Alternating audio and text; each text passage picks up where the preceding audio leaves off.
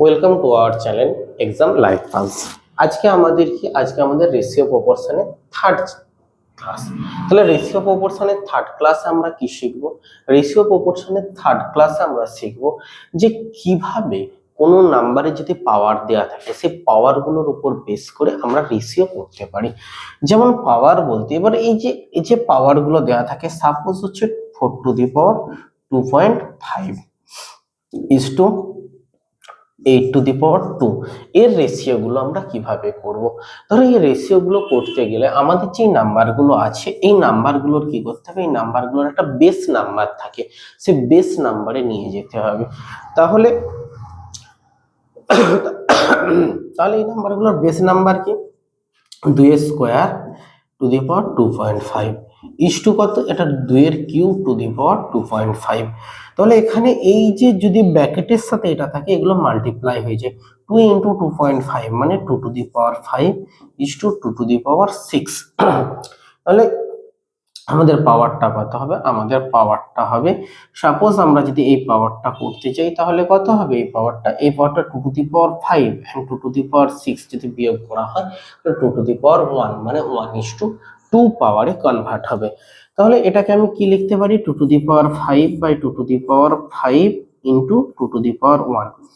2 to the power 5 2 to the power 5 কেটে গেল, কি পড়ে রয়েছে? 2 টু দি পাওয়ার 1। তাহলে কেটে গেলে উপরে কি হবে? উপরে 1 হবে আর 2 টু দি পাওয়ার 1 মানে 2, 1:2 এই রেশিওতে কনভার্ট হবে। এবার তোমাদের মনে কোশ্চেন আসতে পারে, এই যে এখানে আমি গুণটা করলাম, গুণগুলো কেন করলাম? দেখো, এই যে পাওয়ারের যে রুলস গুলো আছে, যে ইন্ডাইসেসের যে রুলস গুলো আছে, সেই রুলস গুলো কি হয়? a to the power m multiplied by যদি a to the power n হয়, এটাকে কি বলা হয়? এটাকে বলা হয় বেস। ওকে, এটাকে কি বলা হয়? এটাকে বলা হয় বেস আর এটাকে বলা হয় পাওয়ার। ওকে, যদি তার বেস নাম্বার যদি একই থাকে, দুটোর বেস নাম্বার কত? দুটোর বেস নাম্বারই হচ্ছে a। তাহলে দুটোর বেস নাম্বার যদি একই থাকে, পাওয়ার যদি ডিফারেন্স হয়, যদি এটা মাল্টিপ্লাই হয়, তাহলে আমরা কি লিখতে পারি? a to the power m plus a to the power n। এবার হচ্ছে এই যে আর রুলস গুলো আছে, যে এবারে একই টার্ম যদি a to the power m divided by যদি a to the power n থাকে তাহলে কি হবে? তাহলে এখানে কি, এখানেও কি আছে? এখানে বেস সেম আছে। বেস সেম থাকার কারণে আমাদের কি হবে? বেস সেম থাকার কারণে a টু দি পাওয়ার কি, এটা ভাগ আছে, তাহলে a to the power m minus n, এটা এই ফরমেশনে আসবে। তাহলে এর যদি একটা এক্সাম্পল যদি দেখি, a to the power m plus n, তাহলে এখানে আমি লিখতে পারি কি 5 to the power 3 into 5 to the power 4। তাহলে এই দুটো কি হবে? যোগ হবে। এখানে কি আছে? বেস আর সেম। তাহলে বেস যদি সেম থাকে তাহলে 5 to the power 3 plus 4 equals to 5 to the power 7। ঠিক যদি সেম এক্সাম্পল এখানে নিই, 5 to the power 3 divided by 5 to the power 4, তাহলে এখানে কি আসবে? এখানে আসবে যেটা, সেটা হচ্ছে 5 টু দি পাওয়ার, এটা যদি বিয়োগ করে দিই 5 to the power 3 minus 4 equals to 5 to the power minus 1, তাহলে 1/5। ঠিক আছে, তাহলে এর রেশিও কত হবে? 1:5। তাহলে এই প্রোডাক্ট গুলো এইভাবে আসে। এবার ধরো কোনো কিছু প্রোডাক্ট যদি আমি দেখি, a to the power m into n, যদি পাওয়ারের পাওয়ার থাকে তাহলে আমাদের ম্যাথস গুলোকে কি করতে হবে? দেখো একটা জিনিস, a to the power m bracket যদি থাকে তাহলে ডিরেক্ট আমি লিখতে পারি a to the power mn, but এটা যদি থাকে তাহলে এটাকে পাওয়ার হিসাবেই লিখতে হবে। দুটো টার্মের মধ্যে কতটা ডিফারেন্স দেখো তোমরা বুঝতে পারবে। এখানে দেখো আমি লিখলাম 5 টু দি পাওয়ার 6 ইন্টু 2, তাহলে 5 টু দি পাওয়ার এখানে কত আসলো? 5 টু দি পাওয়ার 12 এই টার্মটা আসলো। এবার এখানে যদি আমি লিখি same to same term 5 to the power 6 power 2, তাহলে 6 এর পাওয়ার 2 মানে কি? 6 এর পাওয়ার 2 মানে 6 ইন্টু 6 36, তাহলে 5 টু দি পাওয়ার 36। এখানে যে দুটো টার্ম পাওয়া গেল, এখানে দুটো টার্মের মধ্যে কি হচ্ছে? হিউজ ডিফারেন্স নাম্বার পাওয়া গেল। তাহলে সবসময় আমাদের পরীক্ষার হলে যদি কখনো কোনো ডাটা দেয় যে একই টার্ম যেগুলো একটা পাওয়ার দিয়ে আর একটা পাওয়ার ছাড়া, ব্যাকেট দিয়ে আর একটা ব্যাকেট ছাড়া, যে সাপোজ হচ্ছে 125 to the power 7 to the power 6 আর 125 টু দি পাওয়ার 7 6 যদি এইভাবেই দুটো নাম্বার থাকে, এই দুটো নাম্বার যদি একইভাবে থাকে, তাহলে অবভিয়াসলি আমরা পরীক্ষার হলে যদি বড় টার্ম বের করতে যাই, বড় টার্ম কোনটা হবে? এই টার্মটা হচ্ছে আমাদের বড় টার্ম হবে।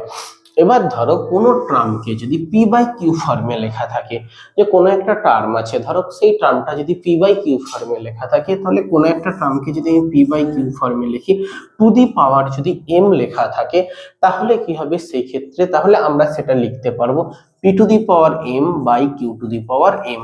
ওকে, এবার হচ্ছে ধরো ধরো আবার যদি কোনো টার্ম থাকে, তাদের পাওয়ার গুলো এক থাকে কিন্তু বেস যদি আলাদা থাকে, তাহলে তখন আমরা কি করব? পাওয়ার এক, বেস গুলো আলাদা। ধরো তাহলে A to the power M into B to the power N, এরকম একটা টার্ম থাকতে পারে, A to the power M into B to the power M. এখানে কি, sorry, B to the power M, এর নাম এখানে এম। তাহলে এখানে কি, এখানে দেখো এই যে বেস টার্মটা আছে, এটাকে কি বলা হচ্ছে? এটাকে বেস, এটাকে বেস। বেসটা কি হচ্ছে? বেসটা, এই দুটো বেস কি আছে? বেসটা ডিফারেন্স আছে। আর এখানে পাওয়ার গুলো কি আছে? এগুলো হচ্ছে পাওয়ার। পাওয়ারটা কি আছে? পাওয়ারটা সেম আছে। আর এখানে বেসটা কি? বেসটা হচ্ছে ডিফারেন্স, বেসটা ডিফারেন্স আছে। যদি এইরকম কোনো প্রোডাক্ট থেকে থাকে, তাহলে আমরা কি করব? তাহলে আমরা এই যে বেস যে দুটো টার্ম আছে, সেই দুটো টার্মকে বাই প্রোডাক্ট করে দেবো এ বি টু দি পাওয়ার কি? A B to the power M. আমরা কি করব? আমরা রেশিও গুলোকে আমরা এইভাবে এগুলোকে মডিফিকেশন করতে যাব। এবার ধরো তোমাদের পরীক্ষায় কোশ্চেন আসতেই পারে যে এখান থেকে যে কোন রেশিওটা ছোট বা বড়, সেটা তোমার দিকে মেজারমেন্ট করতে দিল। সাপোজ ধরো তোমার দিকে দিল 25 to the power 120, 50 to the পাওয়ার 90,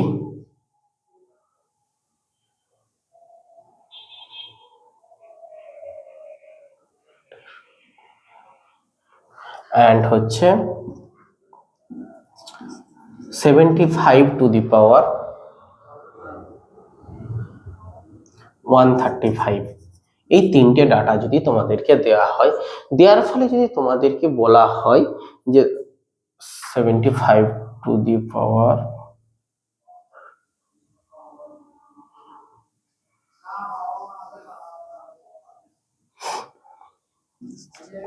এটা 5 টু দি পাওয়ার 135, যদি তোমাদেরকে এইভাবে দেয়া হয় কোনো কিছু ডাটা, এবার যদি বলা হয় এর মধ্যে সবচেয়ে বড় টার্ম কোনটা আর এর মধ্যে সবচেয়ে ছোট টার্ম কোনটা, এটাকে যদি দেখা হয়, তাহলে দেখো আমাদের যেটা সবার প্রথমে করতে হবে, আমাদের যে পাওয়ার গুলো আছে, পাওয়ার গুলোকে একটা সেম জায়গাতে কনভার্ট করতে হবে। দেখো পাওয়ার গুলোকে যদি আমি এইচসিএফ করি, এইচসিএফ করার ফলে আমার যে ডাটাটা আসছে, সেই ডাটাটা হচ্ছে কি প্রত্যেকটার মধ্যে 15 আছে। 15 যদি থাকে, এটাকে যদি 15 করা যায়, তাহলে দেখো 25 টু দি পাওয়ার 8,